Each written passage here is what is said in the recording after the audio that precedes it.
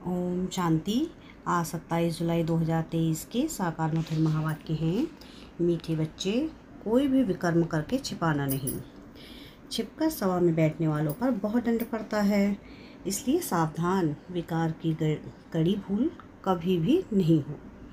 क्या कहा बाबा ने कि कोई भी विकर्म करके छिपाना नहीं है। छिपकर सभा में बैठने वालों पर बहुत दंड पड़ता है, इसलिए सावधान। विकार की कड़ी भूल कभी भी नहीं हो। प्रश्न है आज की मुरली का, किस लक्ष्य को सामने रखते हुए पुरुषार्थ में सदा आगे बढ़ते रहना है। उत्तर है इसका कि लक्ष्य है हमें सपूत बच्चा बन माता पिता के तकनशीन बनना है। हर कदम में फॉलो फादर बनना है। ऐसी कोई चलन नहीं चलनी है जिससे कुल कलंकित बने। ऐसे सपूत बच्चे अपने को यात्री समझ यात्रा में सदा तत्पर रहते हैं। यात्री कभी भी यात्रा पर पतित नहीं बनते। अगर कोई विकार के वश होते हैं तो चकनाचूर हो जाते हैं, सत्यानाश हो जाती है, फिर बहुत दुखी होते हैं। गीत है आज की मुरली का, बचपन के दिन भुला न देना। ओम शांति। यह बच्चों के लिए ही गीत है। मम्मा बाबा कहकर फिर विकार में गया तो ऐसा समझो मर गया। यह मंजिल बड़ी खबरदारी की है। मैं उस परमपिता परमात्मा की संतान हूँ और विचित्र हूँ। मेरा भी वास्तव में कोई चित्र नहीं है। जब वहाँ हूँ फिर चित्र ले 84 जन्म भोग अब हम ईश्वरी गोद की संतान बनता हूँ। ईश्वरी गोद की संतान निश्चय कर, फिर अगर विकारों में गया तो मरा। यह तो समझते हो कि बाप सुख देने वाला भी है, तो फिर धर्मराज द्वारा हिसाब भी पूरा कर लेते हैं। बाप दुख नहीं देते हैं, वह तो सुखदाता है। लेकिन बाबा ने समझाया है, जैसे गवर्नमेंट है तो उसके साथ धर्मराज अर्थात चीफ जस्टिस यानी बड़ा जज भी है। एक दो को कसम उठवाते हैं ना। यहाँ भगवान खुद कहते हैं, अगर तुम विकारों में गिर पतित बने और सुनाया नहीं तो 100 गुना दंड पड़ता रहेगा। बाप का बच्चा बनकर फिर अगर छिपकर नर्क का द्वार बने और फिर बाबा को समाचार नहीं दिया तो एकदम मर पड़ेंगे। फिर कितना भी पुरुषार्थ करें, विजय पा नहीं सकेंगे। बाबा इतला दे रहे हैं। बहुत बच्चे हैं जो छिपाते हैं। विकार में जाना बड़ा पाप है। छिपाया और मरा। ऐसे तो बच्चा ना बने तो अच्छा है। बच्चा कोई सपूत होता है तो बाप कहते हैं नए हैं बच्चा तो मुआ भला।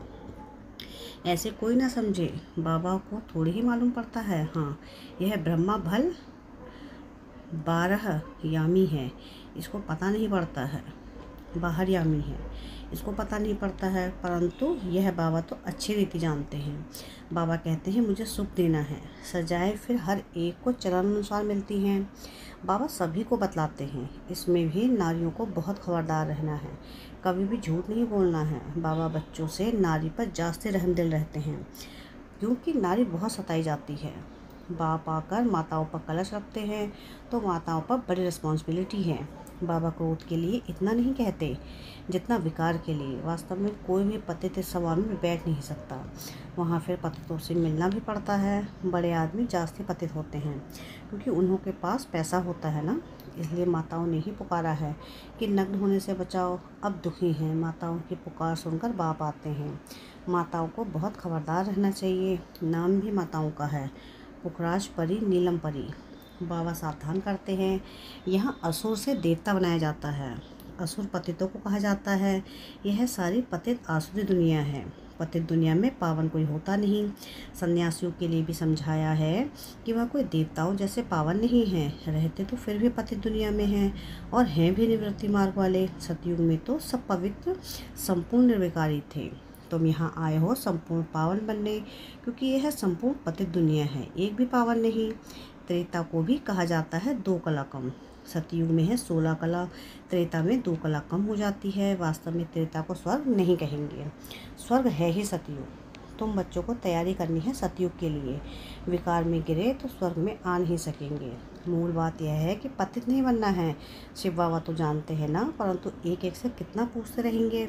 अपवित्र बन और फिर छिपाया तो बहुत बहुत कड़ी सजा भोगनी पड़ेगी। ट्रिब्यूनल बैठती है, फिर यह बाबा भी बैठेंगे, धर्मराज भी बैठेंगे। फिर धर्मराज बतलाते हैं तुम फलाने समय विकार में गए और सभा में आकर बैठे, बताया नहीं था, अब खाओ सजा। इसलिए बाबा कहते हैं बहुत खबरदार रहना है। कभी भी विकार में जाकर फिर यहाँ बैठ नहीं सकते। ऐसे बहुत सेंटर्स पर आकर बैठते हैं।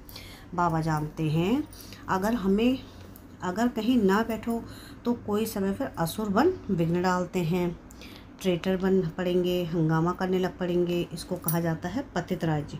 कांटों की दुनिया राजा रानी तो है नहीं, यथा बड़े मिनिस्टर तथा प्रजा, वह इन बातों को समझेंगे नहीं। सच्चे बाबा के साथ सच्चा होना चाहिए, सच्चे दिल पर साहिब राजी, बुद्धि का ताला खोल देंगे। सच्ची दिल नहीं होगी तो ताला नहीं खोलेंगे, फिर मुरझाते रहेंगे, विघ्न पड़ते रहेंगे। इसलिए बाबा समझा देते हैं कि शास्त्रों में भी लिखा हुआ है, इंद्रप्रस्थ में शैतान आकर छिपकर बैठ जाते हैं, यहाँ अथवा सेंटर में तो ऐसे ही आकर बैठ जाते हैं। देखिए क्या है, फिर कन्याओं को देखेंगे, चंचलता करेंगे। अब बेहद का बाप आकर बच्चों को समझाते हैं, दुनिया नहीं जानती है, भगवान तो खुद ज्ञान का सागर है, वह बैठ समझाते हैं। उस बाप को ही याद करना है, क्योंकि अब वापस जाना है। तुम अब याद की यात्रा पर हो, तीर्थ यात्रा पर कोई भी विकार में नहीं जाते हैं। यह लंबी यात्रा है, जब तक जीते हैं तब तक यात्रा पर हैं। यात्रा पर चलते चलते विकार में गिरा तो चकनाचूर हो जाएगा, यह ख्याल में रहना है।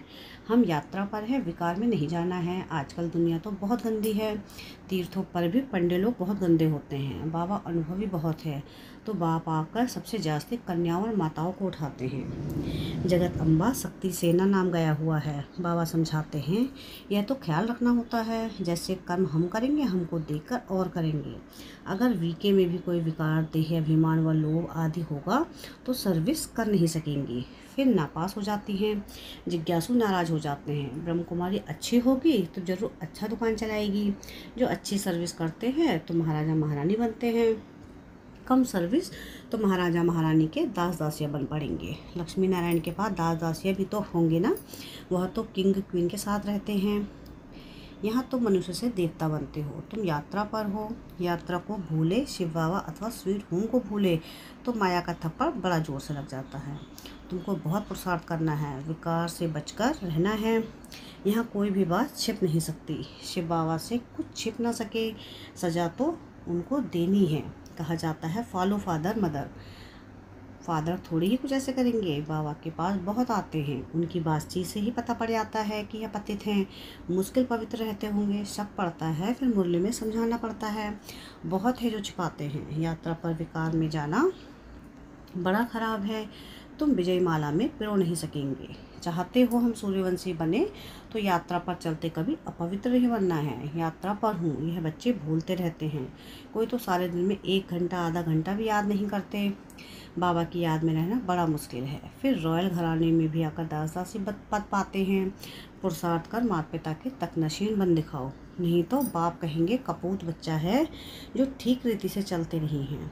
तुम ब्राह्मण यात्रा पर हो, अगर कुछ ऐसी चलन चल कुल को कलंक लगाया तो बहुत सजाएं खाएंगे। जन्म जन्मांतर तो गर्भ जेल वर्ड्स बने हो। इस समय सभी मनुष्य जेल वर्ड्स है। घड़ी घड़ी सजा खाते हैं। तुमको तो अभी गर्भ महल में जाना है, तो कितनी मेहनत करनी पड़ चाहिए।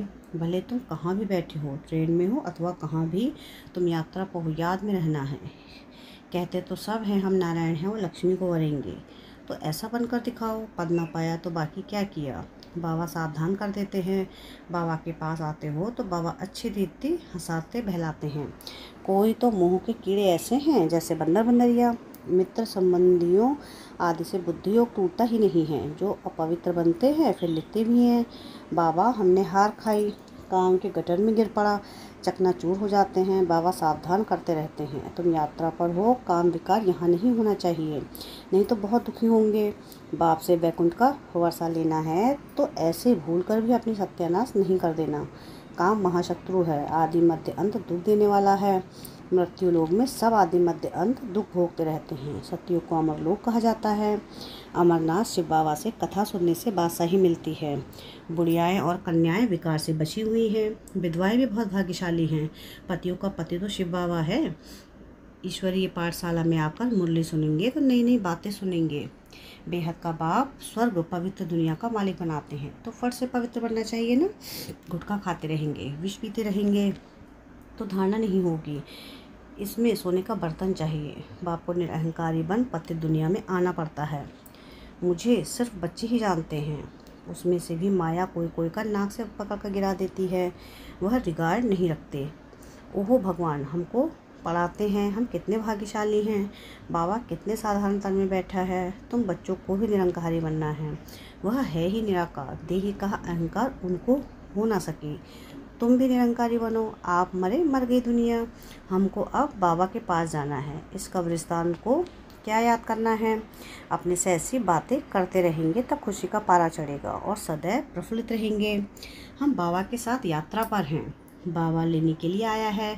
ऐसा ना हो कि माया कहीं कान काट दे, फिर सुनते हुए भी धारणा नहीं होगी।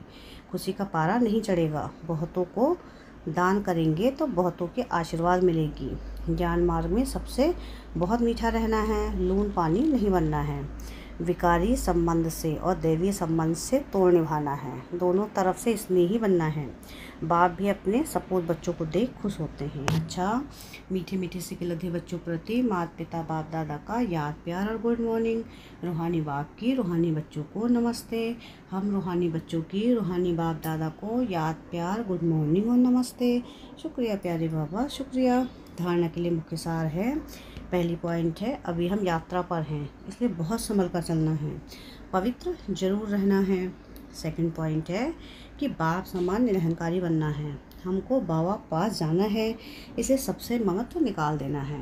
अपने आप से बातें कर प्रफुल्लित रहना है। वरदान है आज की मुरली का, कराने वाला करा रहा है। इस स्मृति द्वारा निमित्त बन, हर कर्म करने वाले बेपरवाह बादशाह बन।